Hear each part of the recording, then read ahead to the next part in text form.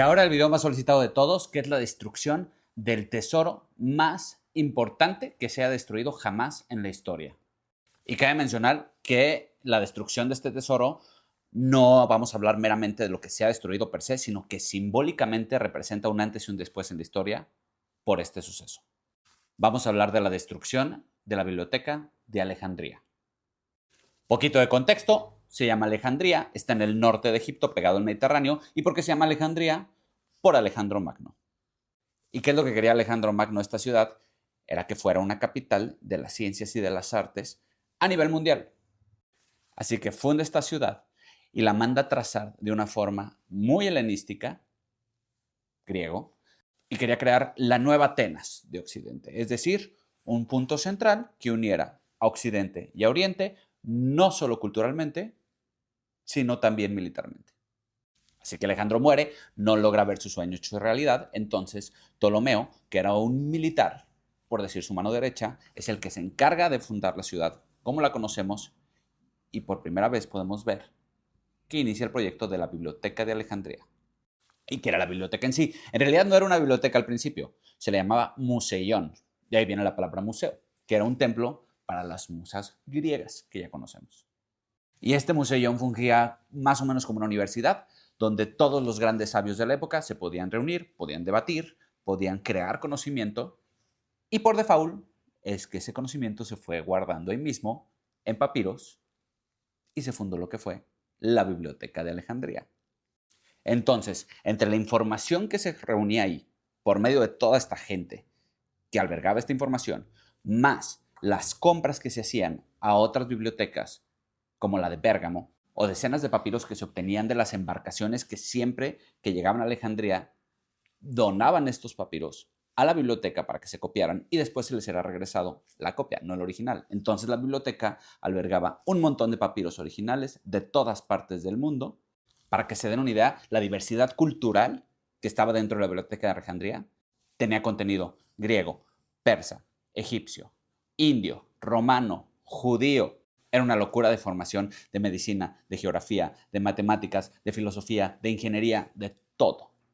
En fin, se decía que albergaba entre 400,000 y 700,000 papiros llenos de esta información. Y para que se den una idea, las pequeñas teorías que había heliocéntricas, es decir, que el Sol era el centro del universo, se albergaban aquí en esta biblioteca. Y esto fue antes de que el tierraplanismo llegara. En resumen, la biblioteca era un museión, un lugar como una universidad donde todos compartían esta información, donde existían dos bibliotecas, una pequeña y una grande, donde se guardaba esta información. Y también tenía el Serapeo, que era un pequeño templo dedicado al dios Serapis. Y aquí viene lo importante. El dios Serapis era una mezcla entre dioses de la cultura egipcia y de la cultura griega. Por ejemplo, de la cultura egipcia se decía que era una mezcla entre Osiris y Isis, y de la cultura griega decía que era Hades y Zeus. El punto es que Serapis era un dios lleno de sincretismo entre estas dos grandes culturas. Y lo que hacía es que agrupaba la fe de estos dos grandes grupos y podían convivir. Pero era un dios pagano. Y ahora sí nos vamos al tema de la destrucción. La primera destrucción registrada fue por culpa de ni más ni menos que Cleopatra. Y aunque no fue su culpa directamente, pues sí fue la causa principal de por qué existió esta pequeña destrucción. Julio César, precisamente para apoyar a Cleopatra, llevó sus tropas al puerto de Alejandría y como eran menos, se le ocurrió la idea de quemar las tropas de los egipcios que ya estaban ahí. Entonces las quemó todas y se dice que ese incendio alcanzó a la biblioteca y quemó una parte, pero no la quemó del todo porque todavía existen escritos que hablan de la biblioteca posterior a esto. Luego llega la segunda destrucción por medio del Imperio de Palmira, que conquista esta zona y los romanos, para quitarlos, pues obviamente se llevan de calle ciertas estructuras como la misma biblioteca. Entonces se dice que ahí también se perdió algo. Pero estamos hablando de 40,000 papiros. Aquí viene lo importante, la tercera destrucción. Y es que, como lo dije en el video de la piedra Rosetta, en el 396, que es el año del primer apocalipsis que le llamo, Teodosio I manda a cerrar todos los templos paganos. Y se acuerdan que aquí, aparte del museión y aparte de la biblioteca, estaba el templo de Serapis. Entonces, con el pretexto de destruir el templo de Serapis, es decir, el Serapeo, pues los cristianos, que ya eran mayoría en Alejandría, quisieron entrar en estas estructuras para destruirlo absolutamente todo. Y con el Imperio Romano ya del lado de los cristianos, pues se les hizo más fácil. Entonces, cuenta la leyenda que ingresaron a todo lo que es el complejo de la Biblioteca de Alejandría y destruyeron absolutamente todo lo que estaba relacionado con el paganismo. Y destruyeron un montón de papiros y un montón de información relacionadas con el paganismo que tal vez no iban tanto de acuerdo con el paganismo, pero si no iba con el teocentrismo, es decir, que Dios es el centro de todas las cosas, pues era pagano y había que destruirlo. Y justo en este momento es que llega una de las grandes heroínas de la historia.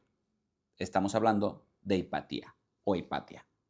Esta chica era una eminencia en demasiadas ciencias, en geografía, en astronomía, en matemáticas, en filosofía. Y se decía que ella era atea, no era pagana per se, pero no era cristiana definitivamente. Entonces los cristianos, por ser mujer y por ser pagana, terminaron con su vida de una forma brutal. Ella era la última gran defensora de la Biblioteca de Alejandría y terminó arrastrada por las calles de Roma, golpeada, quemada, le quitaron sus extremidades y la muerte de Hipatia simboliza como la gran derrota y el gran fin del conocimiento alejandrino, es decir, del nacimiento, porque llega la Edad Media y después llega el Renacimiento. Y justo en esta época, es cuando se oficializa el cristianismo como la religión universal. Llega la Edad Media y se perdió muchísimo y se retrocedió aún más. Estas tierras fueron invadidas por los árabes, que hicieron exactamente lo mismo que hicieron los cristianos en tu tiempo. Es decir, fueron a ver los papiros, vieron que estaba relacionado con el cristianismo y decidieron destruir todo lo que no estuviera relacionado con el Islam, es decir, todo.